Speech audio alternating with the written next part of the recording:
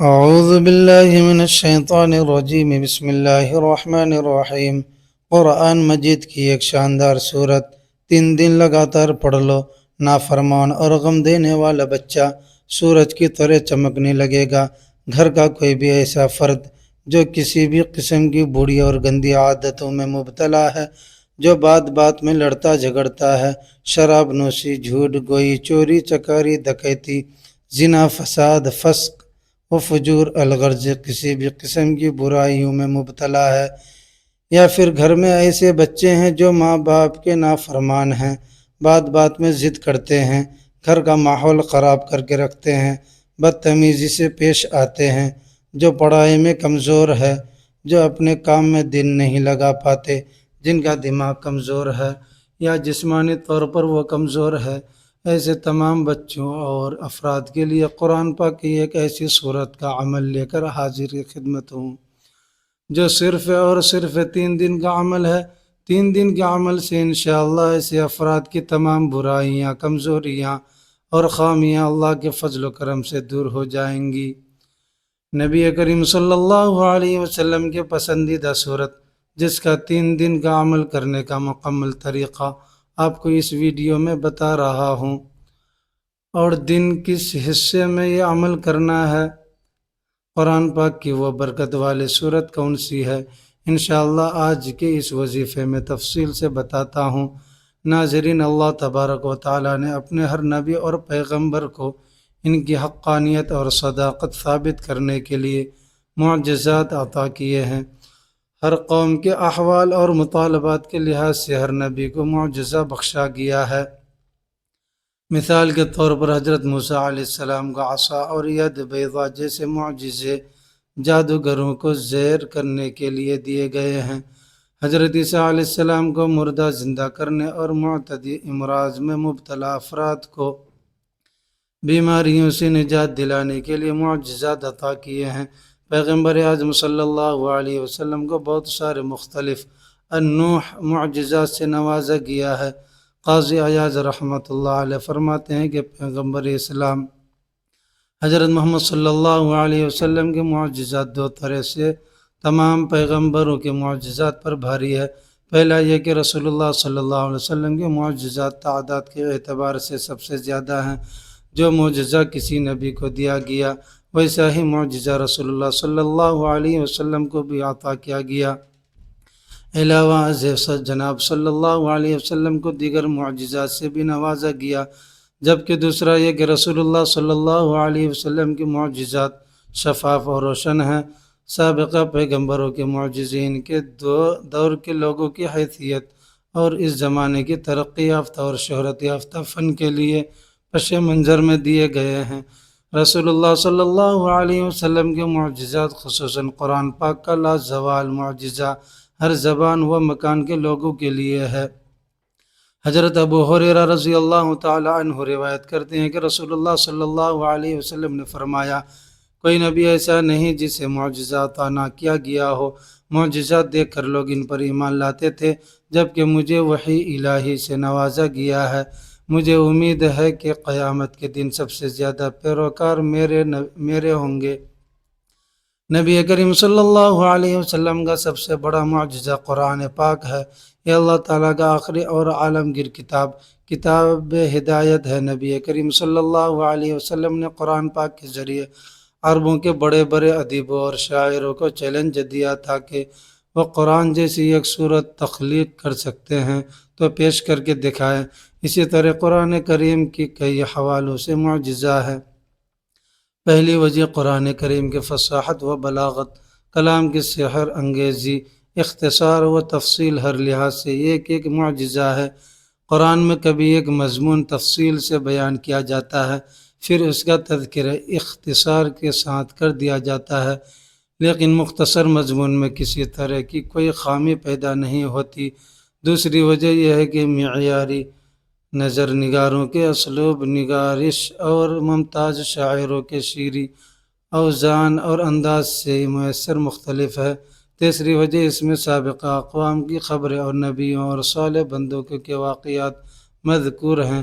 چوتھی وجہ اس میں مستقبل سے متعلق غیب کی خبریں بیان کی گئی ہیں۔ پانچویں وجہ یہ ہے کہ اختلاف اور تضاد سے کلیتاً پاک ہے۔ محترم ناظرین، ان تمام معجزات کے علاوہ قرآن پاک کا ایک بہت بڑا معجزہ یہ بھی ہے، جیسا کہ اللہ سبحانہ وتعالیٰ نے قرآن پاک کے اندر ہی ارشاد فرمایا کہ قرآن مومنوں کے لیے شفا ہے۔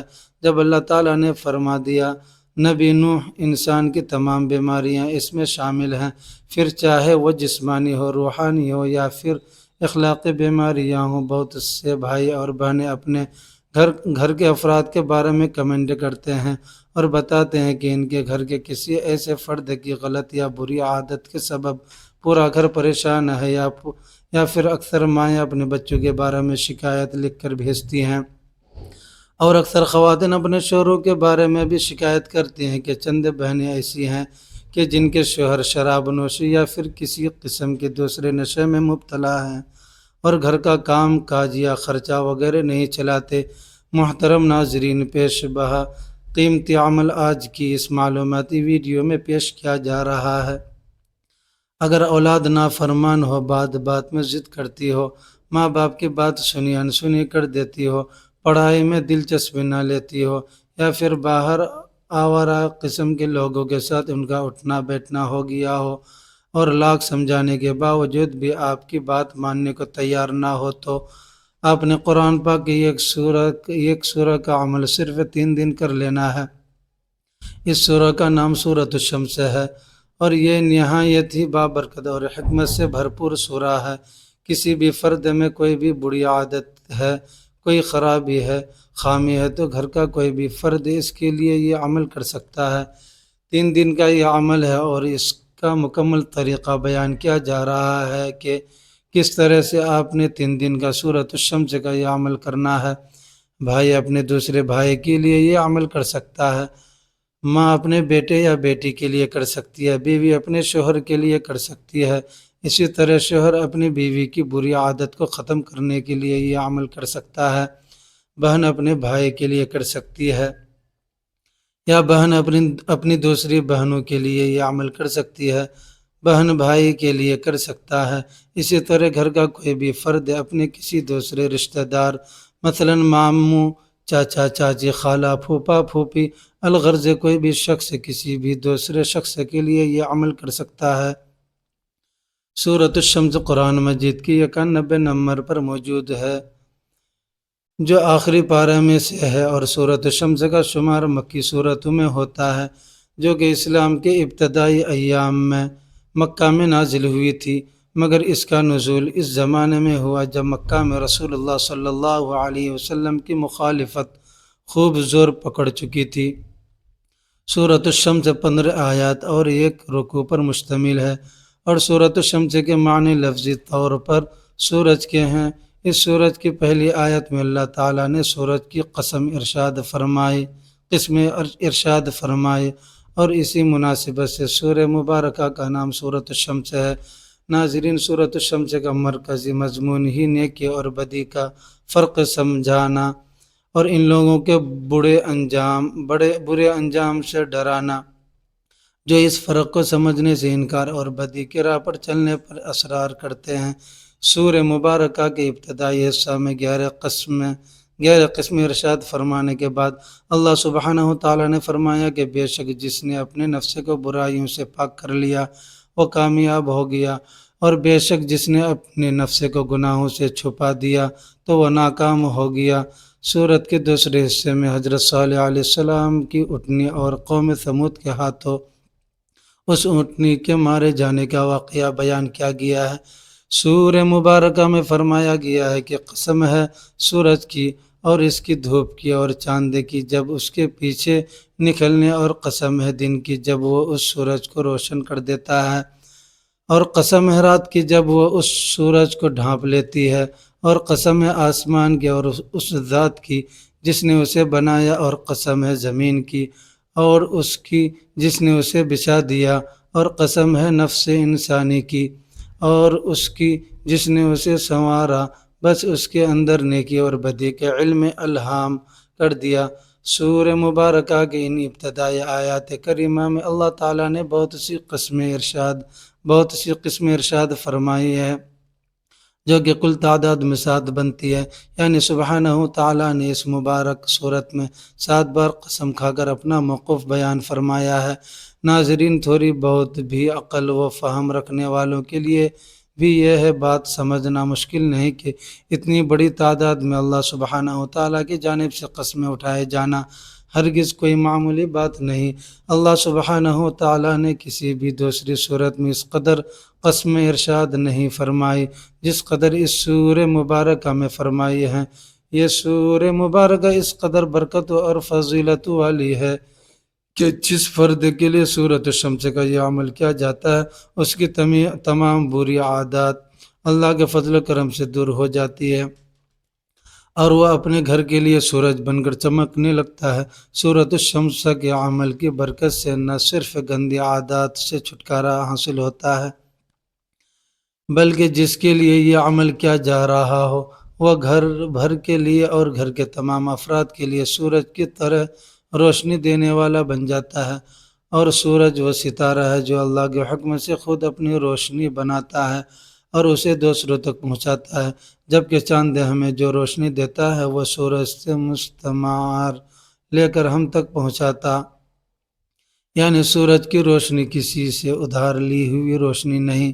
اسی طرح جس فرد کے لیے سورۃ الشمس کا یہ عمل کیا جاتا ہے وہ خود اس قابل ہو جاتا ہے کہ اپنی خود کی محنت سے دوسروں کو فائدہ دینے والا بن جاتا ہے۔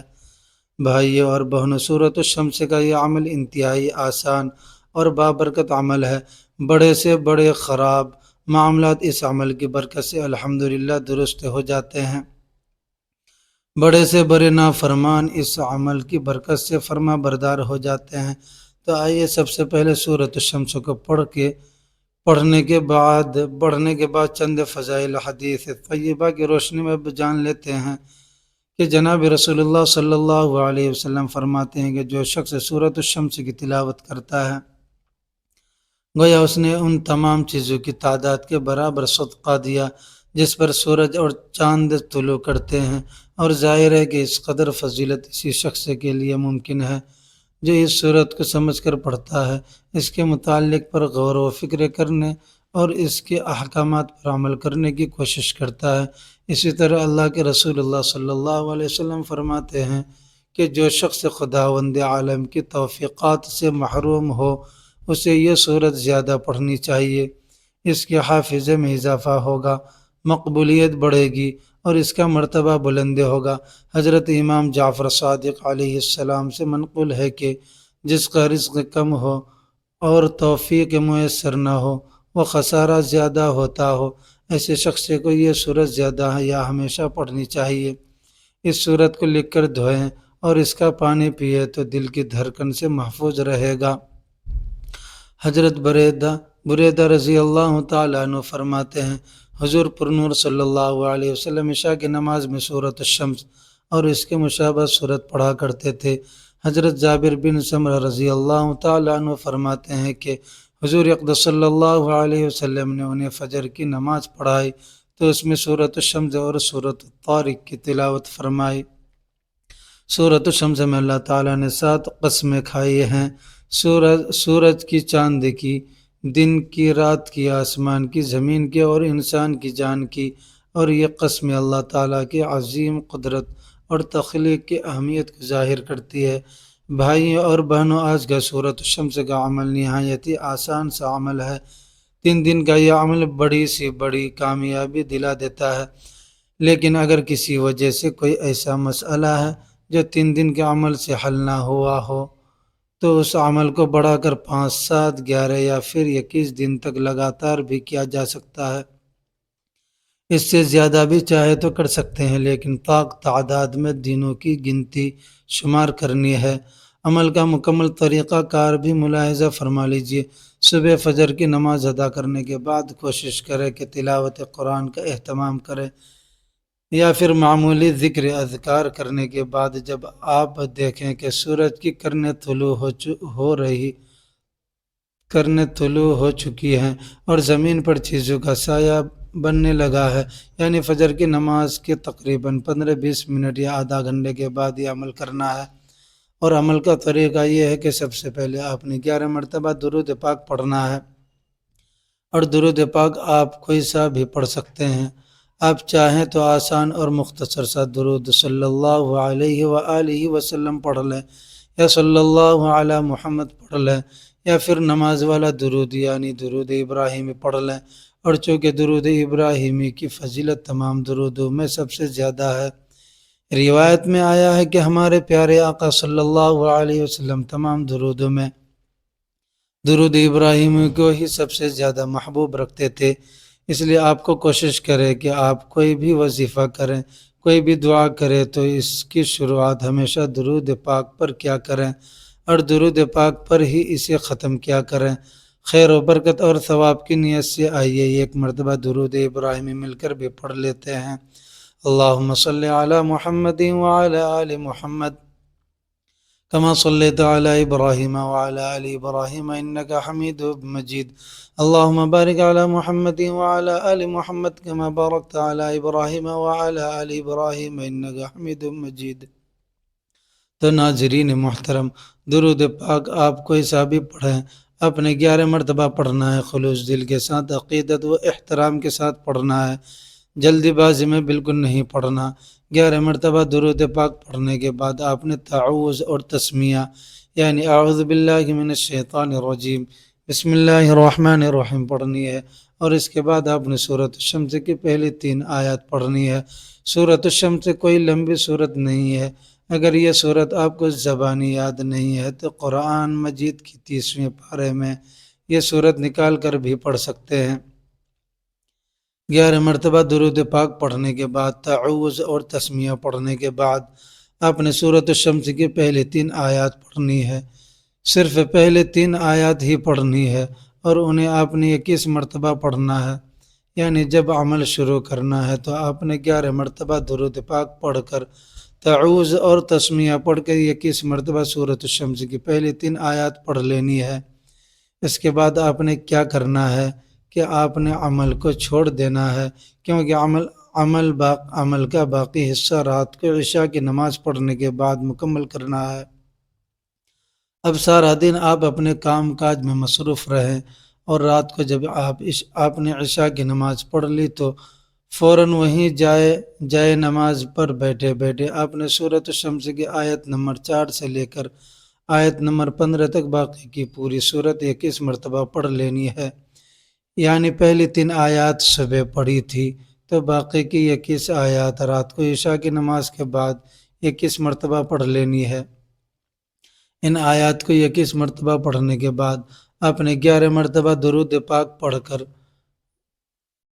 آپ نے عمل کے شروع میں پڑھا تھا اپنا عمل مکمل کر لینا ہے۔ ناظرین کرام، یوں سمجھ لیں کہ صبح فجر کی نماز کے بعد جب عمل شروع کیا تو اس وقت اول 11 بار درود پڑھا تھا، تو رات کو جب آپ نے عمل مکمل کیا تو آخر میں 11 بار پھر درود پاک پڑھنا ہے۔ اس طرح آپ نے ایک دن کا عمل مکمل ہو گیا۔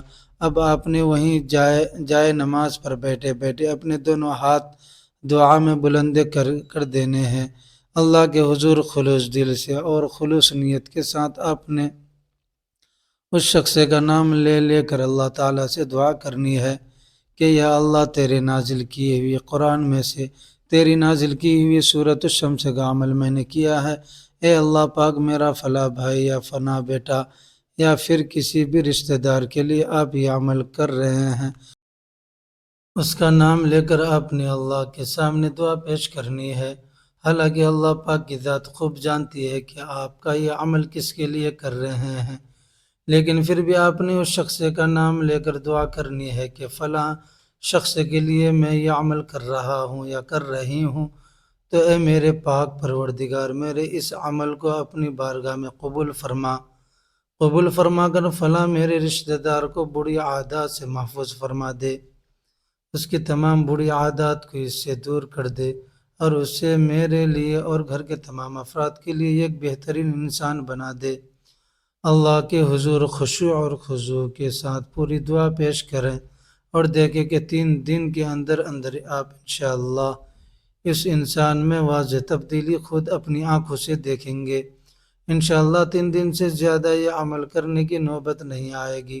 اللہ تعالیٰ سے دعا ہے کہ آپ جس کے لیے یہ عمل کریں، اللہ پاک اس سے تمام بری عادتوں کو چھڑوا کر آپ کا مطیع اور فرما بردار بنا دے۔